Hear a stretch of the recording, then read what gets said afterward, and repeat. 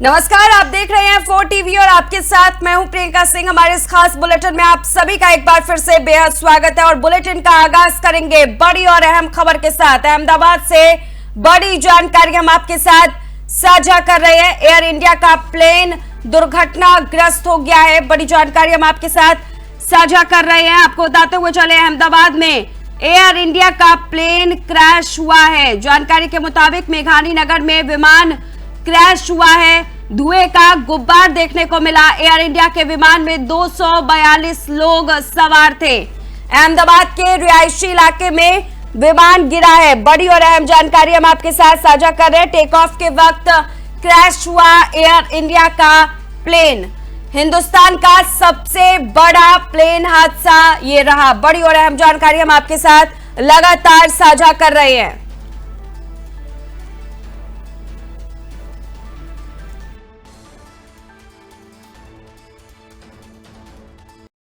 इसी से जुड़ी एक और अहम जानकारी हम आपके साथ साझा कर रहे हैं। अहमदाबाद में एयर इंडिया का प्लेन दुर्घटनाग्रस्त हुआ। इससे जुड़ी बड़ी और अहम अपडेट हम आपके साथ साझा कर रहे हैं। आपको बताते हुए चले कि लंदन जा रही थी एयर इंडिया की प्लेन। 242 लोग लेकर के प्लेन उड़ा था। उड़ते ही आग का गोला बन गया। गिरते ही बड़ा धमाका हुआ। 242 लोगों के बचने की कम संभावना है। एटीसी के कॉल का फ्लाइट से कोई जवाब नहीं मिला। विमान में 230 यात्री, 2 पायलट, 10 क्रू मेंबर इसमें शामिल थे। एयरपोर्ट के दायरे के बाहर विमान क्रैश हुआ है। पायलट का नाम कैप्टन सुमित सवरवाल बताया जा रहा है। को पायलट का नाम क्लाइव कुंदर बताया जा रहा है। बड़ी और अहम जानकारी लगातार हम आपके साथ साझा कर रहे हैं।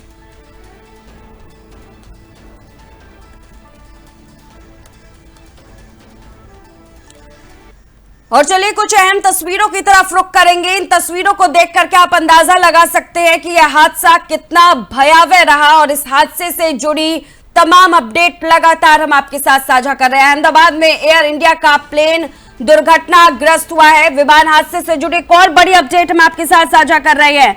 गुजरात के पूर्व मुख्यमंत्री विजय रूपाणी भी विमान में सवार थे। विमान में भारत, ब्रिटेन, पुर्तगाल, कनाडा के नागरिक इसमें बताए जा रहे हैं कि वे भी यात्री थे और ये प्लेन दुर्घटनाग्रस्त हुई है। गुजरात के पूर्व मुख्यमंत्री विजय रूपाणी का भी नाम सामने निकल करके आया है कि वो भी यात्रा कर रहे थे। साथ ही भारत, ब्रिटेन, पुर्तगाल, कनाडा, भारी संख्या में इन देशों के नागरिक इस फ्लाइट में मौजूद थे।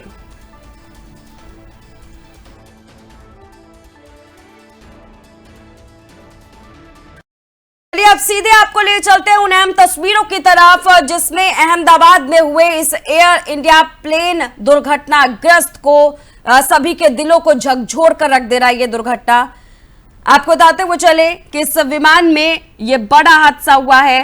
रुपेश विजय रूपाणी का हम जो है तस्वीर आपके साथ साझा कर रहे हैं। गुजरात के ये पूर्व मुख्यमंत्री रहे और वे भी इस हादसे के शिकार हुए हैं। विमान हादसे से जुड़ी अहम तस्वीरें हम आपके स्क्रीन पर साझा कर रहे हैं। आप देख सकते हैं किस तरह से धुएं का गुब्बार देखने को मिला है और राहत और बचाव कार्य लगातार जारी है।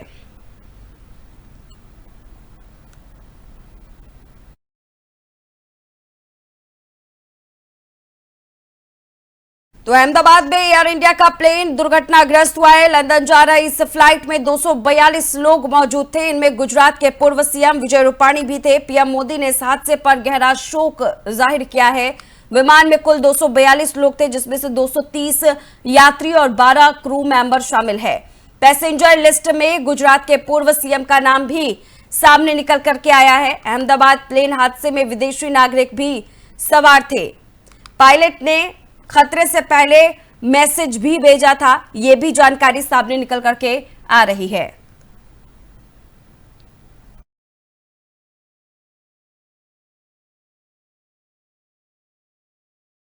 और चलिए अब अगली तस्वीर की ओर रुख करेंगे। एयर इंडिया के प्लेन में 61 विदेशी नागरिक सवार थे। प्लेन में 169 भारतीय, ब्रिटेन के 53 यात्री, पुर्तगाल के 7 और कनाडा का 1 यात्री इसमें शामिल था। मदद के लिए हेल्पलाइन नंबर भी जारी कर दिया गया है। 1800 5691 444। इस पर आप संपर्क कर सकते हैं, हादसे की तमाम जानकारी आप ले सकते हैं।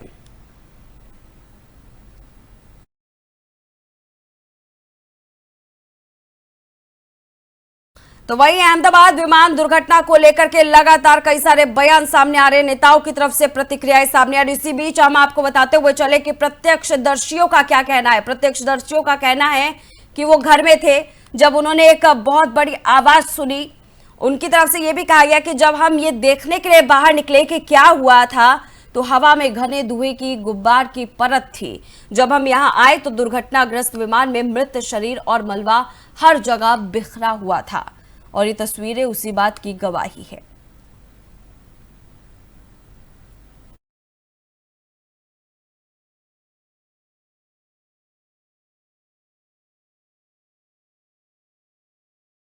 तो गाजियाबाद विकास प्राधिकरण के उपाध्यक्ष अतुल वत्स के नेतृत्व में शहर के विकास में तेजी आई है। उन्होंने शहरी बुनियादी ढांचे, कनेक्टिविटी, डिजिटल परिवर्तन और हरियाली को बढ़ावा देने के लिए कई महत्वपूर्ण पहलें शुरू की है। हाल ही में हरनंदीपुरम योजना का अनावरण किया गया, जिसमें 2500 करोड़ रुपए से अधिक की राशि में 5 गांव की जमीन खरीदी जाएगी, जो शहर के विस्तार में महत्वपूर्ण भूमिका निभाएगी। इसके अलावा ग्रीनवुड पार्क, संस्कृति दर्शन पार्क और रामायण थीम पार्क जैसे 3 नए आधुनिक पार्क बनाए जा रहे हैं, जो शहरी हरियाली और मनोरंजन के लिए बेहतरीन स्थल साबित होंगे। सिटी फॉरेस्ट का पुनर्विकास भी किया जा रहा है, जिससे ये एक प्रमुख पर्यटन स्थल बनेगा। सड़क निर्माण और कनेक्टिविटी सुधार पर विशेष ध्यान दिया जा रहा है, जिसमें जोनल रूट्स और एलिवेटेड रूट का विस्तार शामिल है, जिससे यातायात सुधार होगा और जाम की समस्या कम होगी। तुलसी निकेतन के पुनर्विकास के लिए भी योजनाएं बन रही है। डिजिटल पहल के तहत पहल पोर्टल और कोर्ट केस मॉनिटरिंग पोर्टल शुरू किए गए हैं, जो पारदर्शिता और त्वरित समाधान सुनिश्चित करेंगे। उच्च दबाव की बिजली लाइनों को शिफ्ट कर निर्माण कार्यों में बाधा समाप्त की गई है। जेडीए अब हर महीने परियोजनाओं की समीक्षा कर समय पर पूरा होने को सुनिश्चित कर रहा है। ये सभी प्रयास गाजियाबाद को एक आधुनिक, सुव्यवस्थित और हरित शहर बनाने की दिशा में हैं। इस पर विशेष जानकारी के लिए गाजियाबाद से इंद्रेश कुमार हमारे संवाददाता है। उन्होंने खास बातचीत की है आईएएस अतुल वत्स से, सुनिए। शहर के विकास की बात हो और प्राधिकरण का जिक्र ना हो, ऐसा हो नहीं सकता। 20 वर्षों बाद ये जो विकास का रथ का पहिया है, आगे बढ़ने को तैयार है। नेतृत्व उपाध्यक्ष जीडीए अतुल वत्स जी की। हमारे साथ पूरी जानकारी देने के लिए आईएएस अतुल वत्स जी साथ में हैं, जो बताएंगे शहर के विकास के लिए महायोजनाएं जो आ रही हैं, धरातल पर उतरने को तैयार है, उसके लिए क्या क्या तैयारी की गई है। सर, सबसे पहला मेरा ये सवाल होगा कि ये जो महायोजना हरनंदीपुरम है, इसमें कितने रुपए का बजट जो आ रहा है, सरकार क्या कोलैबोरेशन कर रही है, जनता को क्या इससे इफेक्ट होने वाला सर? सबसे पहले तो धन्यवाद अपना समय निकालने के लिए और जनता तक जो विकास की बातें हैं जो प्राधिकरण कर रहा है उसको आपके माध्यम से लेके जाने के लिए। आपके सवाल में बेसिकली 2 सवाल हैं, एक महायोजना से संबंधित है और दूसरा आपने हमारी जो नई मुख्यमंत्री शहरी विस्तारीकरण नए शहर प्रोत्साहन योजना अंतर्गत रेजिडेंशियल स्कीम आ रही है उसके संबंध में पूछा है, जिसका नाम हरनंदीपुरम। तो पहले मैं महायोजना वाले सवाल को एड्रेस कर देता हूँ। महायोजना अब जीआईएस बेस्ड महायोजना बनाई जाने लगी है। ये अमृत एक स्कीम चलाई जा रही थी, उसके अंतर्गत बनाई जाती है और इस पे हम लोगों ने कार्य करके जो हमारी लास्ट बोर्ड मीटिंग हुई थी 169th बोर्ड मीटिंग, उसमें महायोजना को पूर्ण करा के बोर्ड का के सामने उसका प्रस्तुतिकरण किया गया और उसको शासन भेज दिया गया। महायोजना 2031 के लिए बन रही है। ये शुरू हो गई थी 2019 में इसका बनना शुरू हो गया था, लेकिन इसके ऊपर कार्य करते करते, क्योंकि गाजियाबाद एक, मैं कहूँगा कि पूरे प्रदेश का सबसे ज़्यादा शहरीकरण अगर किसी जनपद में हुआ है तो गाजियाबाद जनपद में हुआ है, तो एक कठिन कार्य था। अब की बार इस महायोजना को हम लोगों ने शासन को प्रेषित कर दिया है और जल्दी ही महायोजना 2031 लोगों के लिए लागू हो जाएगी।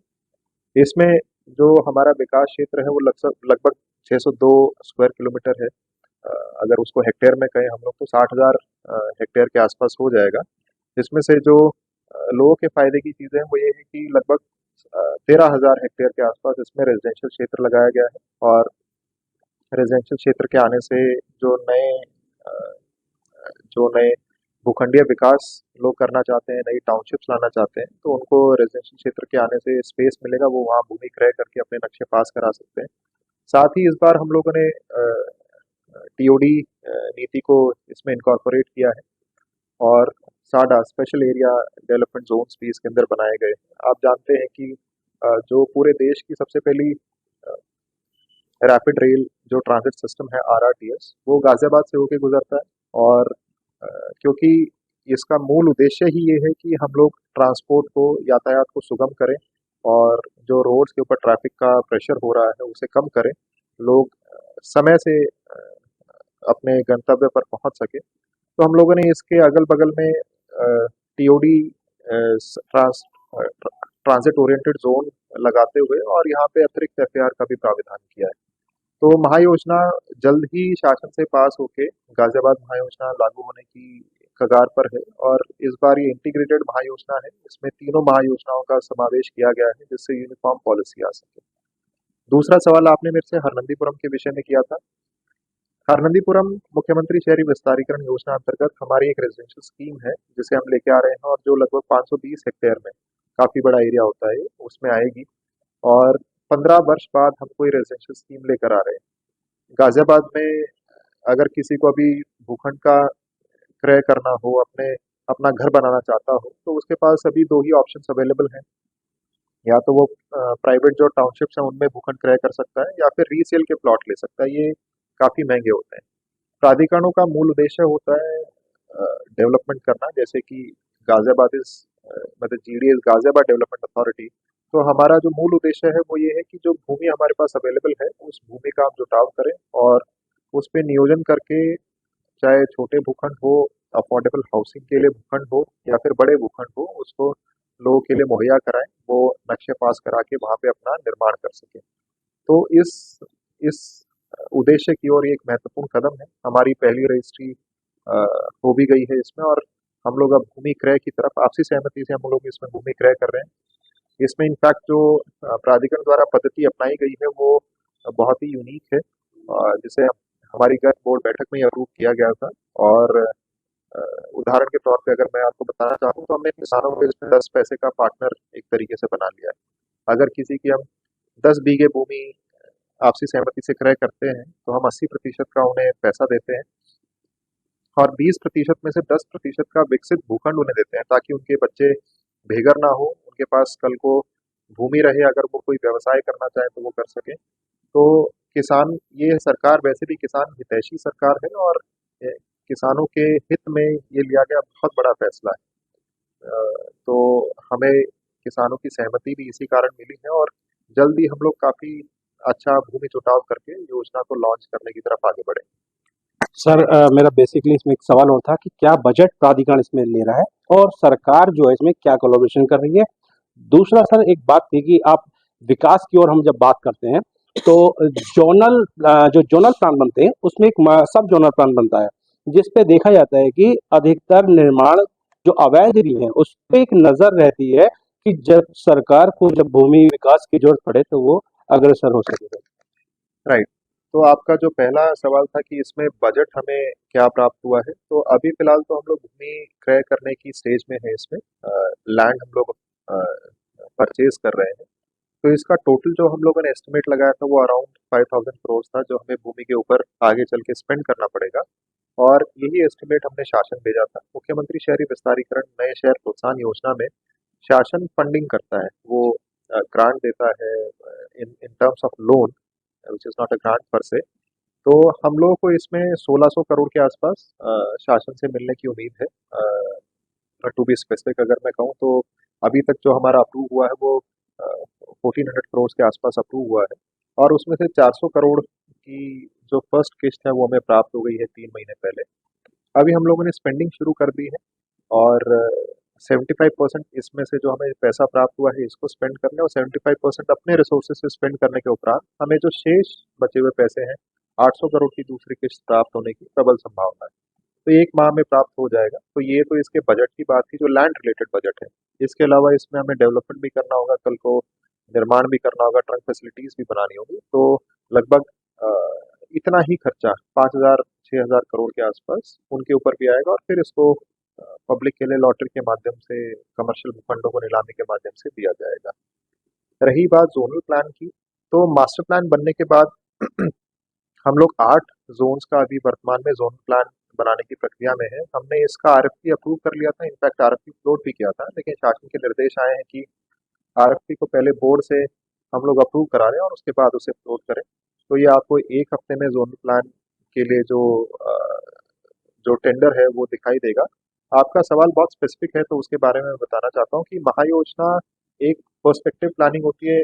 अगर कहा जाए तो एक बर्ड्स आई व्यू होता है, और जोनल प्लान की जब हम बात करते हैं तो एक एक छोटे से छोटी चीज को कि एक पर्टिकुलर जोन में क्या होना चाहिए, कैसे उसको आगे बढ़ना चाहिए, वर्तमान में क्या खड़ा है उसको हम कैसे समायोजित कर सकते हैं, इस तरीके से प्लानिंग की जाती है। तो एक ये वॉर्म्स आई व्यू की प्लानिंग होती है।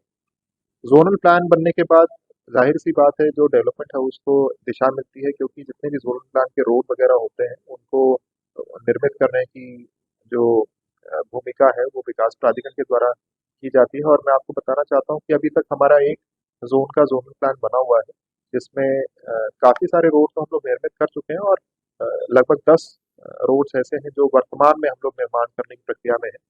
गाजियाबाद विकास प्राधिकरण की जो वित्तीय स्थिति थी वो पहले ज़्यादा ठीक नहीं थी, अभी वर्तमान में वित्तीय स्थिति में काफ़ी सुधार हुआ है, और हम लोग इस अप्रैल में लोन फ्री भी हो गए थे। मैं साथ ही में आपको ये बताना चाहता हूँ कि कुछ हमारा इनकम टैक्स का पैसा था वो भी शेष था, लगभग 1200 करोड़ रुपए है वो, 600 करोड़ का प्रिंसिपल है और उतना ही इंटरेस्ट है। तो उसमें से प्रिंसिपल में से हमें कुछ 385 करोड़ अभी प्राप्त होने वाला है, जिसमें से 90 करोड़ हमें क्रेडिट हो गया है। तो धीरे धीरे हमारी जो सिचुएशन है वो इम्प्रूव हो रही है, और जैसे जैसे वित्तीय स्थिति ठीक होती है तो हम बड़े निर्णयों की तरफ भी आगे बढ़ सकते हैं।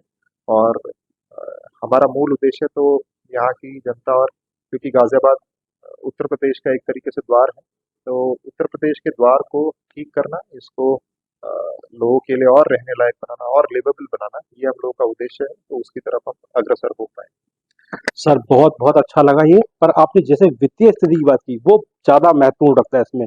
पहले सबने देखा है, हम लोगों ने भी देखा है कि प्राधिकरण की वित्तीय स्थिति बहुत ही दयनीय स्थिति में थी। आज हम बात करें अगर उस लेवल की कि उसे कितना इम्प्रूव अतुल जी ने करा है, वो कितना इम्प्रूव और आगे बढ़ने की अग्रसर है सर, ये आगे सर। अ, अगर आंकड़ों की बात करें तो गत वर्ष की तुलना में इस गत वर्ष हम लोग को जो रेवेन्यू प्राप्त हुआ था वो लगभग 800 करोड़ के आसपास था, और इस वर्ष हम लोगों को अगर मैं ग्रांट को निकाल दूं जो हमें मुख्यमंत्री शहरी विस्तारीकरण में प्राप्त हुई है, तो 1272 करोड़ की रेवेन्यू है, जो उससे 1.5 गुना के आसपास, 1.5 गुना से भी थोड़ा ज़्यादा है। और इस वर्ष हम लोगों ने 2000 करोड़ का टारगेट रखा है। ये टारगेट रखने का मूल उद्देश्य यही है कि हमने बड़े प्रोजेक्ट्स को भी इस बार लिया है, एक एलिवेटेड को भी हम लोग प्लान कर रहे हैं, प्लस साथ साथ जो आपने वर्तमान एलिवेटेड कॉरिडोर देखा होगा, इसकी तरफ से दोनों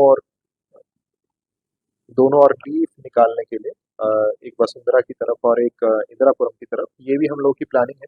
तो बड़े प्रोजेक्ट्स हम लोग ले रहे हैं। मेरा ये मानना है कि हमें वही कार्य करना चाहिए जिसकी वित्तीय क्षमता हमारी पॉकेट अलाउ करती हो। मैं लोन बेस्ड प्रोजेक्ट्स की तरफ रुझान इतना नहीं रखता हूँ, क्योंकि कल को फिर अगर ससमय उसका भुगतान ना हो पाए तो एक विषम परिस्थिति उत्पन्न हो जाती है।